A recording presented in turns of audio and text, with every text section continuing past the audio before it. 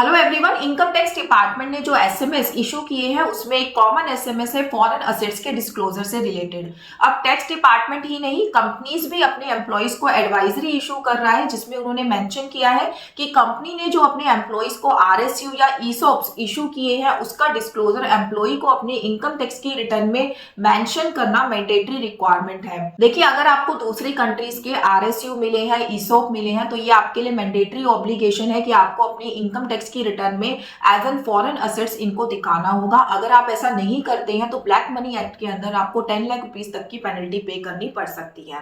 और डिपार्टमेंट ये एसएमएस आजकल इसलिए दे रहा है क्योंकि 31 दिसंबर आपकी लास्ट डेट है रिटर्न को रिवाइज करने की। तो डिपार्टमेंट ने अपने तरफ से आपको लास्ट अल्टीमेटम दिया है कि 31 दिसंबर आने वाला है। अगर आपको भी फॉरेन असेट्स इस तरीके के कुछ मिले हैं तो आप अपना डिस्क्लोजर वक्त रहते ही अपनी इनकम टैक्स की रिटर्न में दे दीजिए, अदरवाइज आपको फ्यूचर में पेनल्टी फेस करनी पड़ सकती है। अब बात आती है कि आपको डिस्क्लोजर देना कैसे है।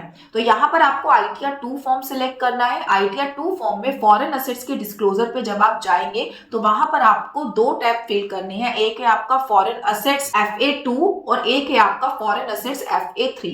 FA2 में आपको कस्टोडियल अकाउंट की डिटेल्स डालनी होती है, यानी कि दूसरी कंट्री में जो आपके शेयर्स मैनेज कर रहा है, जो आपका ब्रोकर है, उस अकाउंट्स की डिटेल आपको कस्टोडियल अकाउंट में डालनी है। और FA3 जहां पर आपको इक्विटी एंड डेट इंटरेस्ट की डिटेल्स को डालना होता है। तो इन दोनों कॉलम्स को फिल करके आप अपने फॉरेन असेट्स का डिस्क्लोजर दे सकते हैं।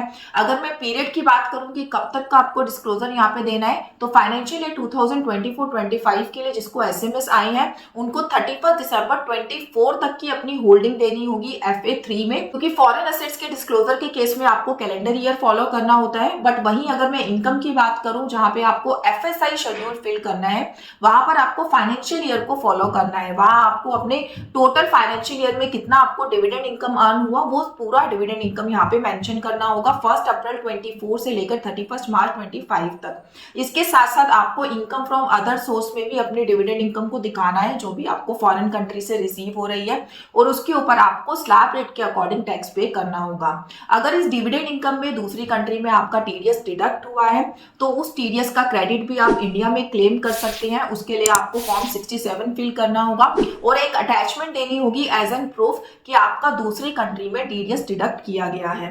तो इस तरीके से आपको डबल टैक्सेशन पे नहीं करना होगा और आपका डिस्क्लोजर भी यहाँ पे हो जाएगा। इस वीडियो में मैंने आपको बहुत ही शॉर्ट में बताया है कि आपको कैसे कैसे इसका डिस्क्लोजर देना है। मैं पूरी कोशिश करूंगी कि इससे रिलेटेड एक डिटेल्ड वीडियो आप लोगों के लिए बनाऊं।